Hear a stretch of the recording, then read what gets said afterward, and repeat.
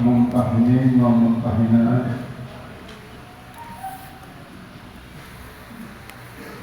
Seperti yang disampaikan tadi bahwa ini merupakan proses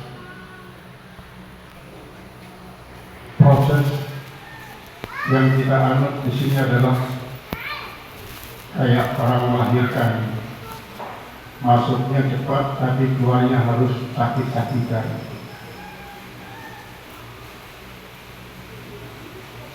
Mungkin tidak terlalu sulit kalian masuk di pondok ini, tetapi untuk sampai kepada keluar itu kalian kadang-kadang diuji dengan alam. Dulu kalian ini banyaknya lebih 150 waktu masuk, digabung dengan Dartuhan.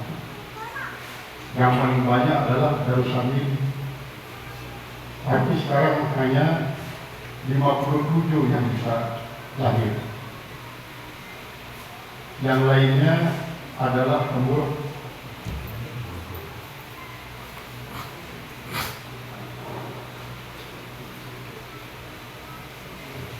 Itu ibaratnya banyak yang keluar belum waktunya lahir.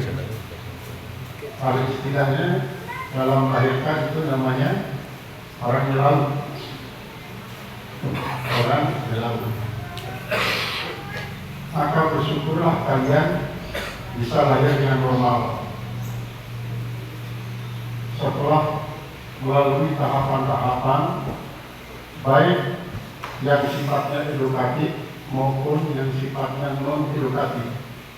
Artinya tahapan yang kalian lalui ini ada yang bersifat memang merupakan peraturan pendidikan kita di pondok pesantren ini, ada yang bukan peraturan. Artinya mereka keluar tidak sesuai dengan peraturan.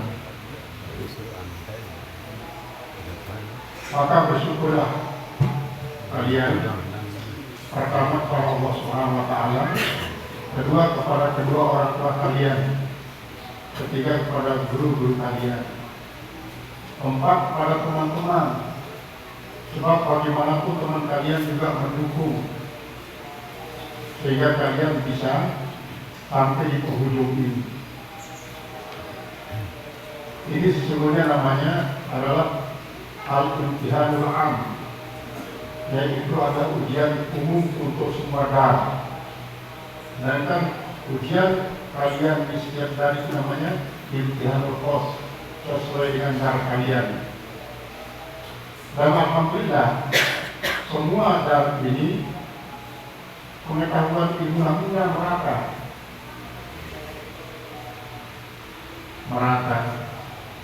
Mungkin yang Darul Haq ada memang keunggulannya lebih daripada yang lain pada beberapa hal. Namun pada umumnya sama. Ini makanya katakannya adalah imtihanul am, yang menjadi rujukan kalian adalah tafsir dan lain. Karena kita mengadakan dar ini adalah tidak hanya untuk fokus kepada darnya saja, tetapi walaupun memang masing-masing dar itu adalah prioritas, sedangkan yang lainnya itu adalah sebagai tambahan. Namun alhamdulillah kalian memiliki pengalaman dan pengetahuan yang rata dalam ilmu karena kalian mempelajari semua itu. Jadi mohon maaf kita tidak menyinggung yang lain. Kalau mereka ditahfiz, artinya di jalur Quran dan Quran lain, yang khusus Al-Quran saja mengapa? Nggak tahu Arab, nggak tahu ilmu balaghah, nggak tahu ilmu arus, nggak tahu ilmu. Itulah sebabnya maka kita sudah mengatakan tahfizul Quran tetapi hadis, tapi darul Quran dan hadis. Karena kalau darul Quran dan itu adalah yang melingkup di dalam dar itu apa yang ada. Di samping penghuni tiap dar itu ada rifanya, ada lemarinya, ada nilainya, kemudian ada mungkin galonnya untuk dipakai minum. ada mungkin sakunya dan sebagainya. Dan namanya itu adalah melingkup semuanya. Tetapi seperti itu, setiap ruangan di rumah tangga itu yang paling favorit adalah tempat tidur. Itu ibarat daripada apa? Daripada spesifik kalian yang prioritas itu yang kalian misalnya Al-Quran. Yang jadi prioritasnya Al-Quran. Dan yang lain itu menjadi ilmu yang akan menunjang kemampuan dalam Al-Quran. Juga dari hadis, juga dari Quran. Kalau sebab itu mulai pada tahun ini nanti akan diumumkan orang per orang di antara kalian itu berapa kitab yang dihafal sesuai dengan gajinya.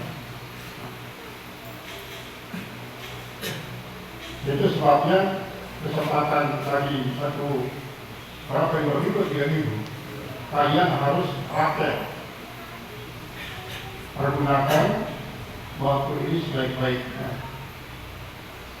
Dan jangan kalian lengah, jangan kalian terlena, gara-gara kalian akan segera meninggalkan pondok misalnya, kalian terlena. Karena itu seringkali orang di penghujung ini ternyata di situ dia bernasib sial. Jangan sampai terjadi semacam itu. Ini kan ujian close-nya nanti belum ya, dan hafalan kalian. Hafalan sebagian dari itu yang kalau favorit. Misalnya kalau apa kalian itu ditargetkan yang menghafal kitab nahunya, apa yang kalian harus hafalkan? Itu nanti diumumkan pada waktu kutub itu. Makanya dikatakan hakmu tamam, yaitu tamatan yang sempurna, bukan hakmu kubro, hakmu tamam. Hanya hakmu tamam min alamatil ikram, yaitu tanda daripada kemuliaan. Nah nanti para bapak ibu, para wali yang akan menghatam ini nanti harus pakainya sekarang putih pakaian yang baik yang bapak-bapak maupun ibu-ibu, karena akan berkaitan dengan penampilan putra putrinya. Nanti kan akan difoto jika menerima jasa pondok, akan difoto ayah dengan putranya, ibu dan putranya. Pokoknya kalau bisa memang dua-duanya ayah dan ibu yang hadir berbagus, tapi paling tidak salah satu. Kalau tidak bisa datang ayah, maka ibu yang harus datang menampingi putra putrinya. Jadi maksud kita Bapak Ibu adalah supaya kita bersyukur kepada Allah. Bersyukur kepada Allah Subhanahu Wa Taala karena perjuangan Bapak Ibu selama 6 tahun ini sangat luar biasa. Sangat luar biasa. Maka bersyukur kepada Allah adalah mutlak wajib fardu ain. Tidak bisa diwakili. Karena aniskurli wali-walidaika ila al-masir, kata Allah. Syukurlah kalian wahai hamba-hambaku kepada diriku dan kepada kedua orang tua kalian. Nanti kalian akan kembali pada saya. Jadi kalau tanggal 14 ya, 14 tahun. Itu supaya semua hadir. Jadi begini Bapak Ibu, sekaligus penjemputan putra putri Bapak. Ketika dulu Bapak Ibu mengantarkan putra putrinya satu orang satu engkel paling tidak. Bahkan ada yang 3 engkel. Nah sekarang ketika anak-anak kita ini sudah berisi, dulu kan dia kosong. Ketika ada berisi, buktikan banyak-banyak sudah yang jemput. Supaya itu tidak jadi pertimbangan nanti bagi putra putri Bapak yang supaya saya tidak diperhatikan oleh orang tua saya, biar mau apapun saya bebas. Tapi ketika dijemput dengan orang banyak keluarga yang sudah berilmu, maka dia akan mencarikan pertimbangan. Kalau dia mau begitu begini yang tidak sesuai dengan ajaran agama, dia akan lihat sekian banyak yang mengikut saya. Dia akan memberikan pertimbangan.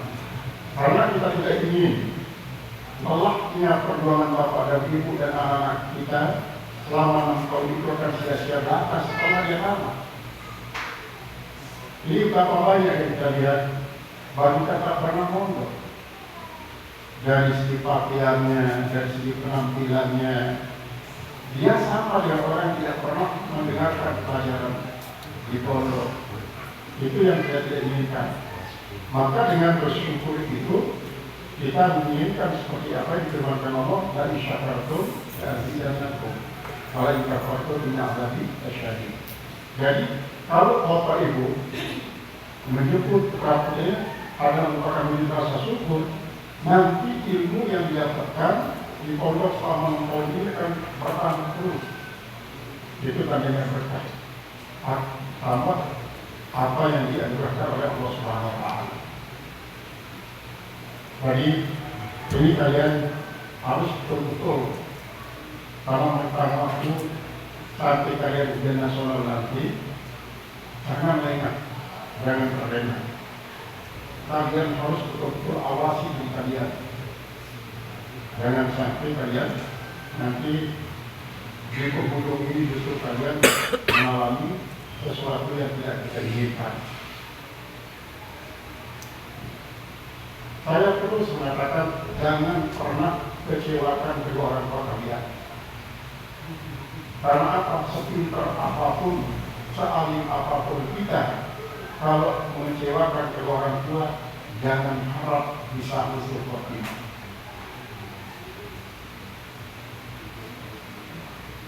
Begitu juga Bapak Ibu, kalau pada suatu saat putra putri Bapak Ibu yang akan menghatamkan pada tahun ini, Bapak Ibu juga harus betul-betul mengawasi putra putrinya dan termasuk mengawasi diri sendiri.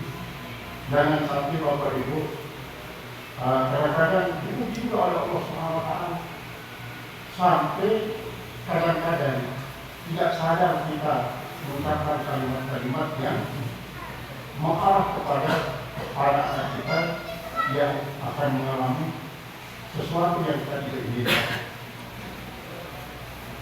Jadi kemungkinan kalau di pondok Bapak Ibu bebannya terasa terkurang dari segi pengawasannya. Tapi nanti begitu Bapak Ibu sudah tinggal bersama di rumah bersama putra putrinya, ujian itu mungkin lebih berat. Karena anak-anaknya masih muda. Kalau tidak bisa menahan diri, dia akan bebas kemanapun dia pergi. Kadang-kadang bisa juga ibadahnya tidak terkontrol. Ini yang kita bantuan jangan sampai terjadi hal-hal yang tidak kita inginkan. Dan pertama sekali kepada para alumni yang telah mempercayai masanya untuk diri putra putrinya, maka itu kita ucapkan selamat. Karena begini, berkata sebagian